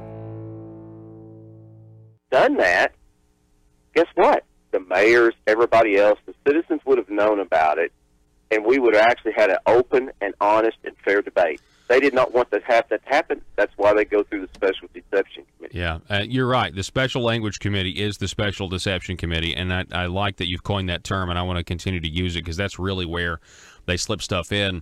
And, of course, Senator Johnny Keyes, former Senator Key, he's now the head of the Education Department here in Arkansas. I want to transition real quick because we're going to run out of time, but Brian, you have filed bills, the same bill trying to get this Medicaid disclosure so that we can see Medicaid money if it's going to legislators. And lo and behold, I mean, a ton of stuff has happened since we talked to you last. Former State Representative Eddie Cooper You have Rusty Cranford, and I just want to ask you: did you ever think it would go as far? I mean, Rusty Cranford, according to authorities, tried to hire someone to murder a witness in New Jersey with this whole thing. I mean, it really is like the Medicaid mafia. I've heard that term before. Yeah, that's the term I use. It's the Medicaid mafia, and that's what I worked so hard to try to expose. It just became down here. You started watching why votes turned out the way they did, why they didn't. It just became, and it, all the way back in 2015 is when I filed the first bill. But once again, they sent it to the House Rules Committee to kill it. They sent it to, Legislative Council. It comes up before Legislative Council multiple times. No matter what the headlines are, they just keep trying to cover their tracks down there. And, Representative Ballinger put out something on the bail bonds vote. You know what? I put out something setting the record straight. Here's the thing. My bail bonds vote, real quickly, Paul, number one is I didn't trust either side. Okay, on one side you had, Cooper and Cranford over there representing this association. On the other side, you had Representative Ballinger, which I didn't trust because we get back to the Economic Development District, and there's issues of, like, with Representative Ballinger, on the GIF stuff and his involvement with the college and this land deal and everything. So, I'm just saying, I don't know. So I basically said I knew the Sheriff's Association had an issue with it. I said, I went over and above that. I said, I don't know enough about this issue. I said, I just want to be contacted by my local sheriffs. And I did. And I made sure it was in text messages, emails. I followed up with them. They reconfirmed that. So I listened.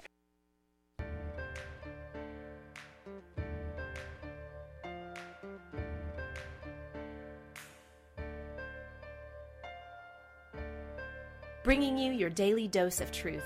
It's Conduit News Radio with Paul Harrell.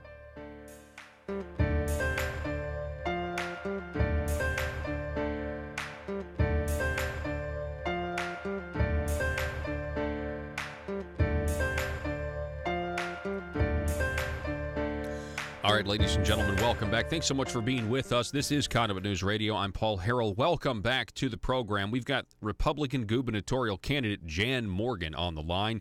Jan, good morning.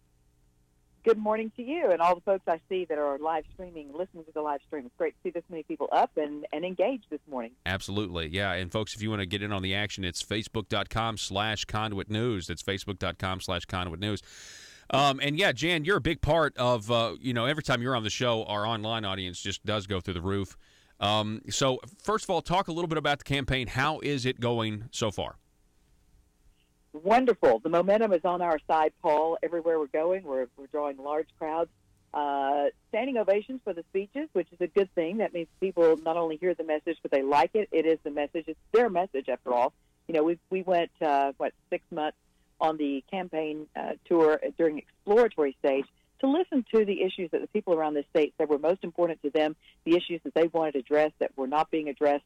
And then we use those to outline our platform. So, of course, the people are going to be receptive to our message because it's something that's long overdue. And I'm hoping that all these people that are showing up at our event and are supporting us are going to actually show up at the polls on May 22nd because, as you know, it's not about who has the largest social media following or who has the largest crowds at events. It's who gets their people to the polls on May 22nd. Yeah, no doubt about that. It certainly is.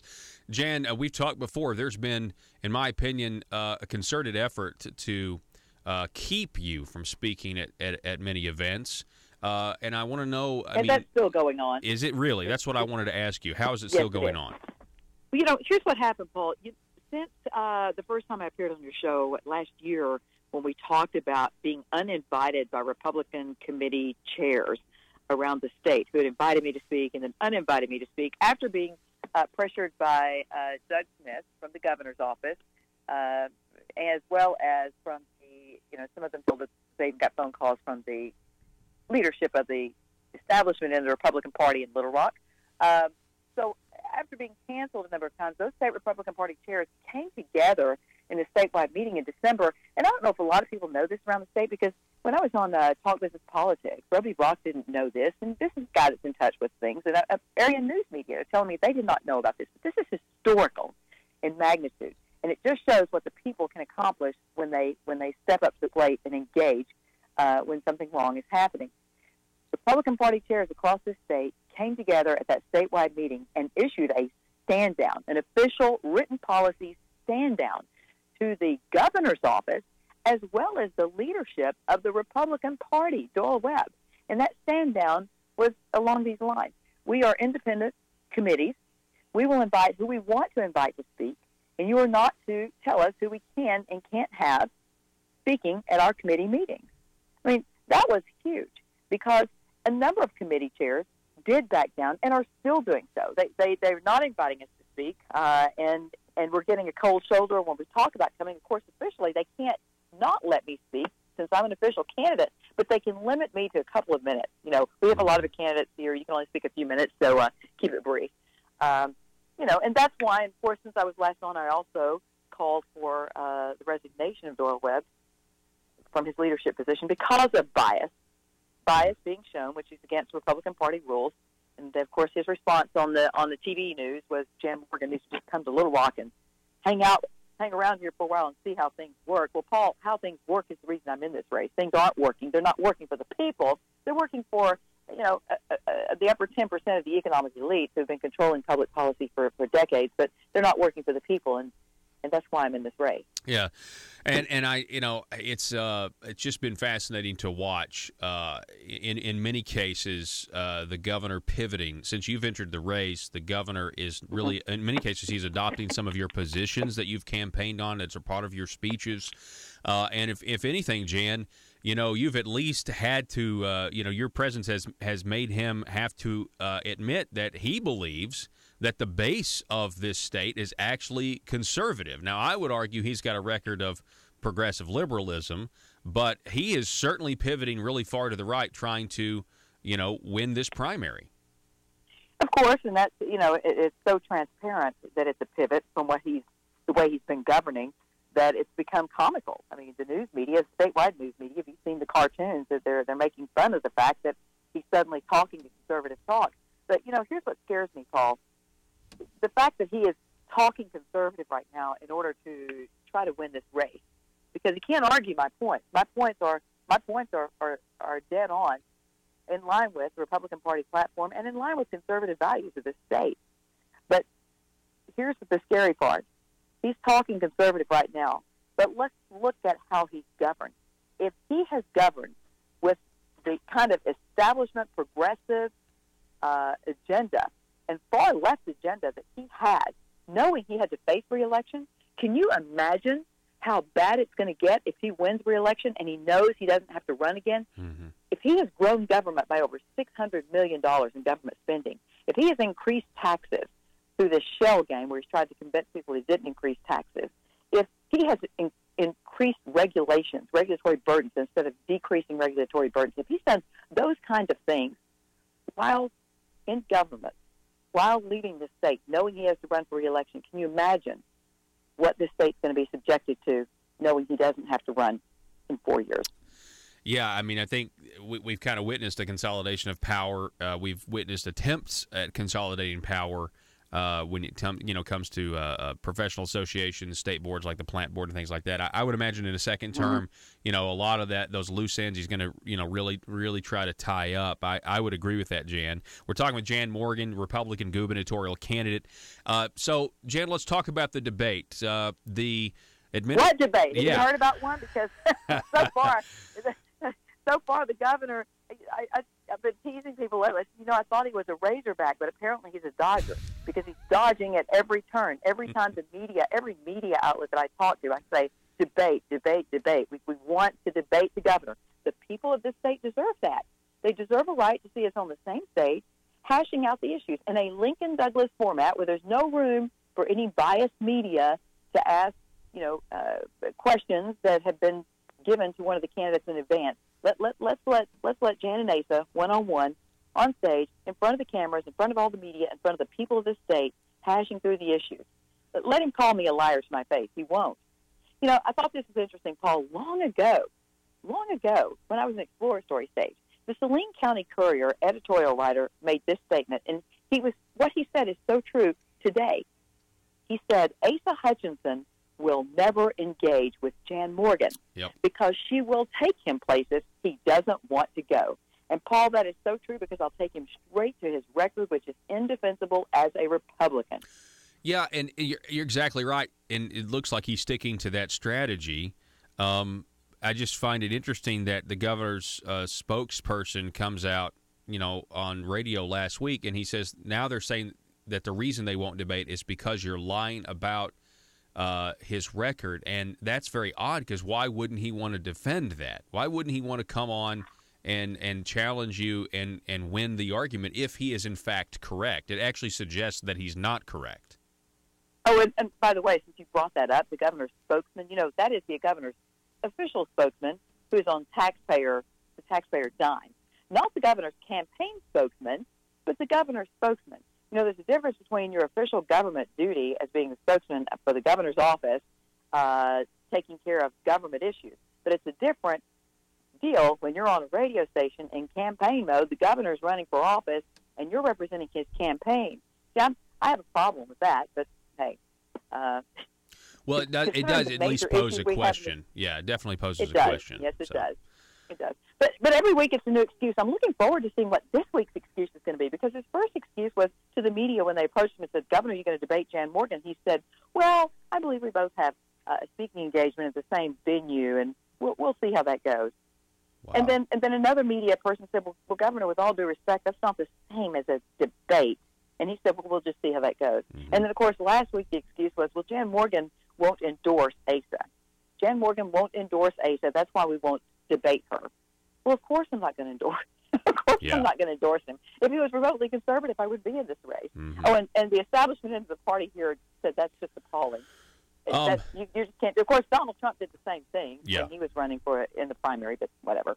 Well, so let me ask you this. So let's say that we do get a debate. I don't think we're going to, but let's say that we do. But they say, but it won't be Lincoln Douglas. We're going to have the normal media types there asking questions, the gatekeepers, if you will.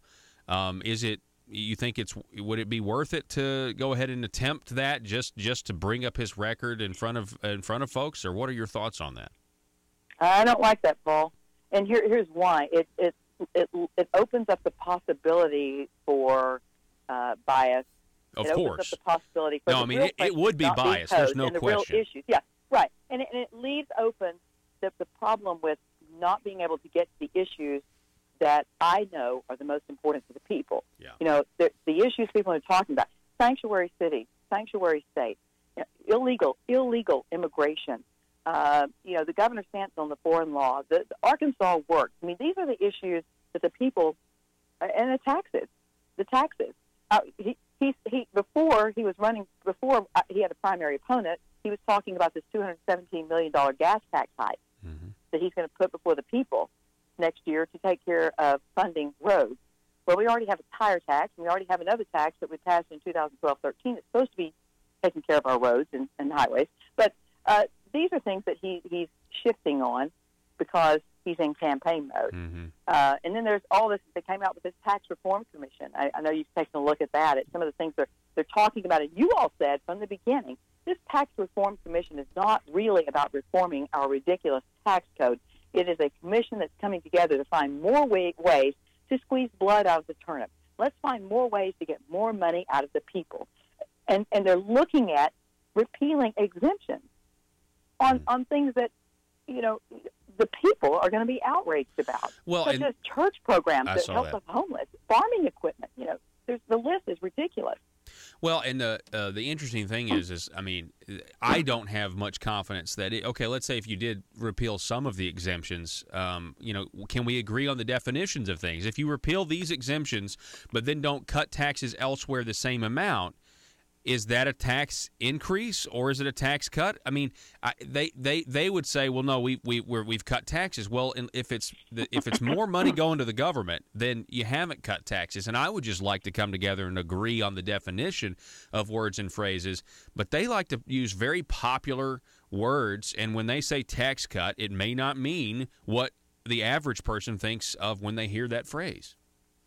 Right. Well, the governor is really good at carefully crafted language and manipulation of numbers, and therein lies the problem, which is why J.R. Davis wants to call me a liar, and he did call me a liar, which He's just a liar about sanctuary cities, about the governor's position on sanctuary college campuses, the governor's position about foreign law, the governor's position about raising taxes, the governor's position about increasing spending, and pressuring Republicans to vote for expanded Medicaid and the $217 million gas tax hike.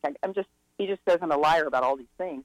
So, it's all fact. People deserve a chance. Yeah. The people deserve a chance for the two of us to be on the same stage. A Lincoln Douglas format keeps the media and any kind of bias out of it. It's just a moderator who sits there with a stopwatch, and Asa gets to go at me and I get to go at him, and we can hash out the issues that we want to talk about, and people get a chance to see us side by side and decide who's telling the truth and who they want to be their next governor. As you travel the state, we're talking with Jan Morgan, Republican gubernatorial candidate. As you travel the state and you campaign, I would imagine, and you can correct me if I'm wrong, I would imagine that you do run into some limited government conservatives who are quite discouraged right now at the government that they have. And I just would love to hear from you. Is it a challenge to encourage them to try to bring them along and say, hey, we can still win this thing, and we can still see a government that, more accurately reflects the will of the people? How do you handle those situations? By telling them that we should never give up. We can't give up until there's nothing left to fight for. And I understand their discouragement, Paul. It is discouraging, but the machine can be beat if you keep plugging away. We are making progress. The fact that the governor is having to talk conservative shows that our message is getting out there, and this is really our last chance, Paul. Because if we don't fix this now, that's why I'm in this race. We can't wait 4 more years for another conservative to step up to the bench and run. That's why I jumped in the race when I did, because the people know we have a small window of opportunity here to prove to the people that living and working in Arkansas is better with conservatives in control. And whether you're a conservative or an establishment Republican, the Republican Party is going to get the blame or the credit for what happens in this state when we're in control. And right now, the direction that we've been taking this state under 4 years of leadership, the same problems that our Republicans are having are the same things that we complained about when Democrats were in control. Yes. Corruption, increased taxes, big government. So we have to take the helm. The conservative end of the state has to take the helm now. And what I'm telling people is we're not going to be able to compete with Asa money-wise because he's got the multi-millionaires on his side. In fact, he bragged about that. He posted his list of these are my people who are on my advisory committee, and they're all the multi-millionaires of the state. If I were him, I wouldn't have been bragging about that because to me, that's not something to brag about. It shows you who's controlling public policy when Asa is the leader. Mm-hmm. Well, the people who are going to be controlling public policy when I'm the leader are the good folks of this state, the fine folks of this state. We need boots on the ground. And if everybody who is supporting Jan Morgan will tell 10 other people a week who I am, why I'm in this race, we will win. Wow. But it's going to take boots on the ground and getting to the polls May 22nd. I want to point out to the audience what you just said, because I've said that many times, and that is the fact that if big government policies are bad for the state, and you have Republicans who are now in control and are implementing big government policies that are bringing us closer to the end conclusion of liberalism, which is a bankruptcy or over leveraging the people and higher taxes and more regulations on businesses and things like that, because you have to have more and more money from the people to pay for this ever expanding government.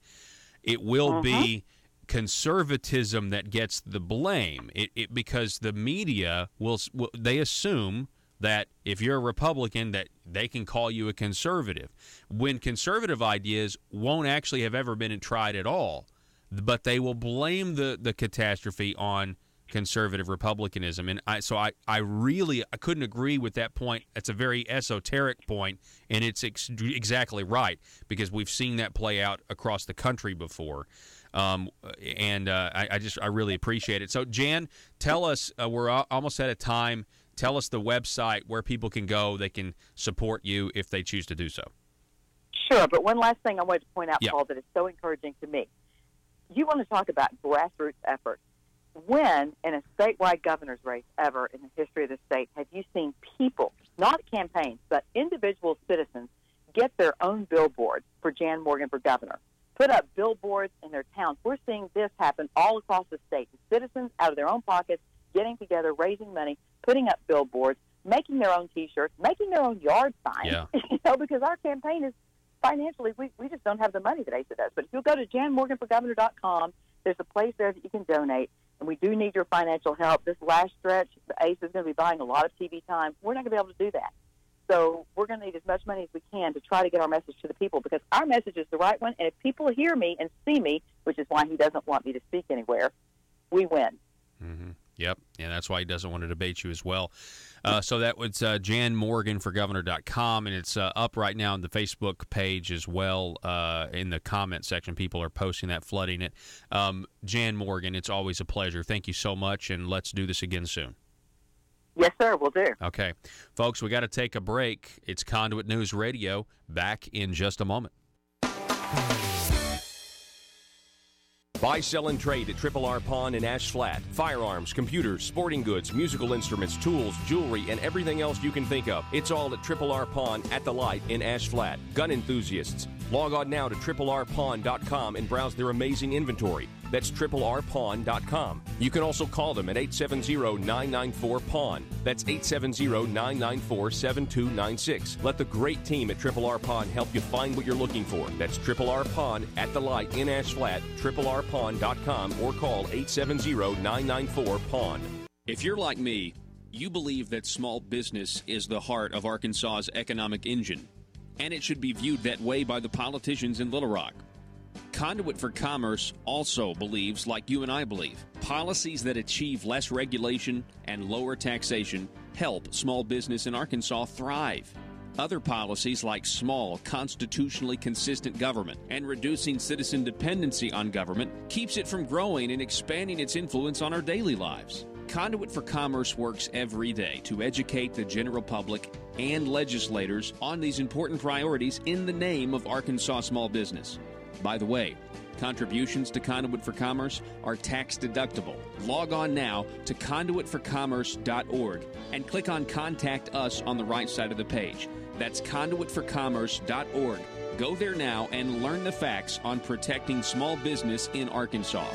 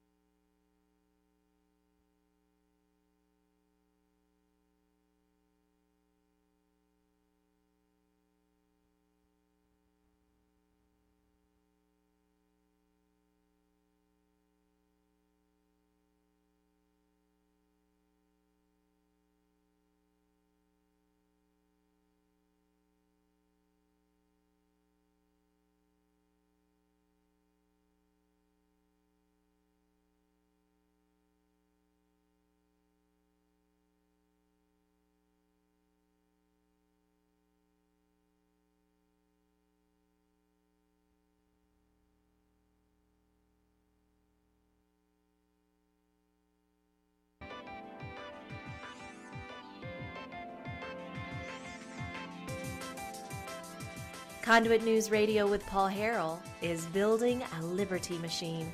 Find out more at conduitnews.com.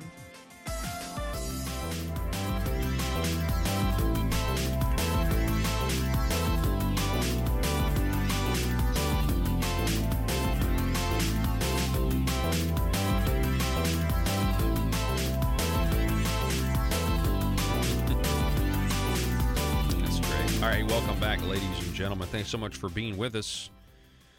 Hang on one second here. I have a text message here from a friend of mine. Paul, have you seen Agenda 2 by Curtis Bowers? We're showing it Monday night at the Northeast Arkansas Tea Party at Barn Hills Buffet at 6. Probably won't start showing until 6:30. I watched it, and it's really good.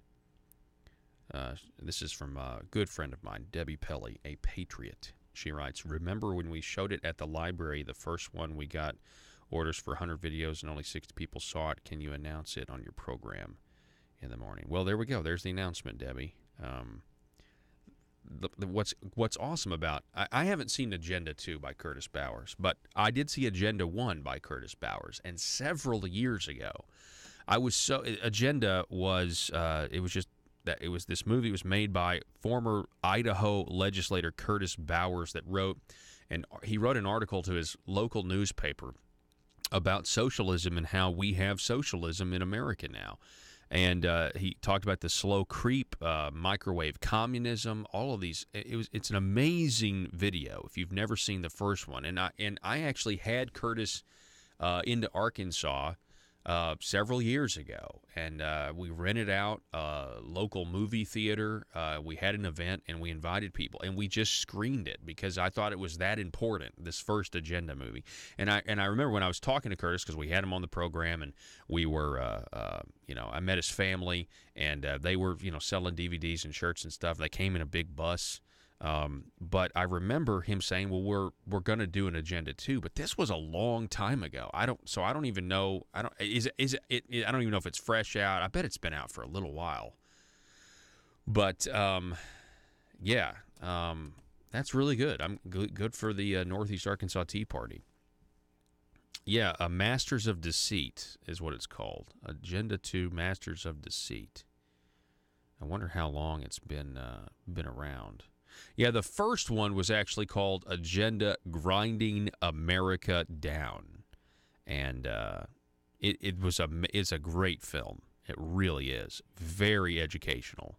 The second one, Agenda Masters of Deceit. Yeah, I'm going to have to see it. I'm going to want to see that now. But yeah, if you really want to see something interesting, go look up Curtis Bowers and his letter to the editor. I'm doing that right now, actually, because it's been too long since I read this. Yeah. It was back, was it in 2008? No, okay, yeah, people wanted him to apologize after that. After he wrote it, people tried to, get him to resign and things like that because they couldn't stand his message. Yeah. Let's see if I can find the actual letter, though, because the letter was powerful. Yeah, January 14th, 2008, the Idaho Press Tribune. In 1992, I read the Communist Party USA was gathering at the University of California, Berkeley. This is the letter. I was curious to see what they had to say about the Berlin Wall coming down and the collapse of the Soviet Union. Would they give up, or did they have a different approach? I decided to go and find out. I assumed it would be a bunch of radical college students, so to fit the part, I grew a goatee, got a revolutionary T-shirt, and put on some ratty jeans.